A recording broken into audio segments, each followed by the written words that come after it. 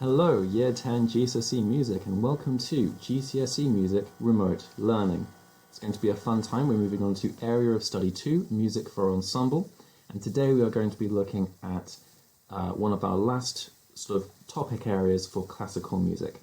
But before we get on to that, just a few quick house rules.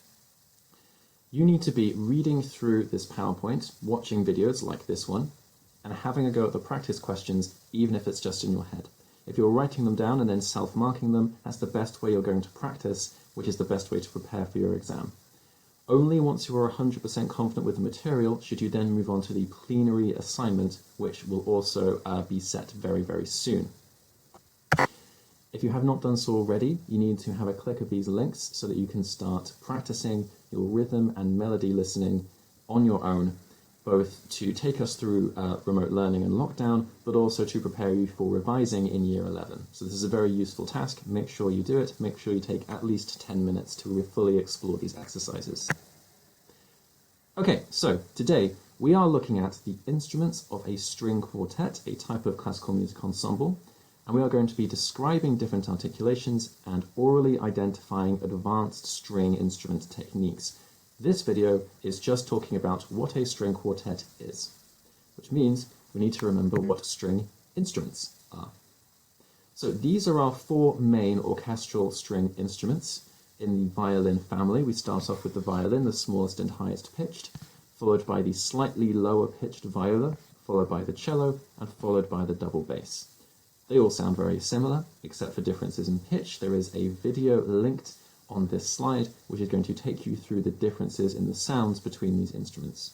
But we don't need to worry about all of them today. The string quartet is an ensemble of four players playing two violins, one viola, and one cello, with no double bass. It was an extremely popular type of ensemble in the classical and romantic periods, and was often second only to the orchestra as the group of choice for composers to write music for. Confusingly, the word string quartet is also applied to music that is written for the group. We're going to come on to that. Right now, let's talk about what these instruments are actually doing. Because all of these instruments sound very similar apart from pitch differences, composers often gave the instruments distinct roles so that they could be distinguished from one another. For example, violin 1 is often the performer of the main melody and will interact with violin 2. Violin 2 will play counter melodies, that is, melodies that are different to the main melody and contrast it for variety, and will also interact with the first violin. The viola will provide the harmonies, the chords, by playing chord notes in accompaniment patterns, often arpeggios but also sometimes pedals. And the cello, as the lowest instrument, provides the bass lines and any other chord notes that are missing. In most string quartets, the instruments will break out of these roles and the melody might be passed around all the instruments, or the violins might play the accompaniment, but in general this is the default setup for a string quartet. It's useful to bear in mind if you're ever trying to work out what instrument is playing what part. Okay, so as I mentioned, pieces that are written for the string quartet ensemble are also called string quartets, and these pieces themselves have a very specific structure to them. So they're pieces that are effectively made up of four smaller pieces. We call these movements, sections of a piece that are so big that they could be a complete piece of music on their own. In a string quartet, there are four movements and they usually follow the same pattern of tempos.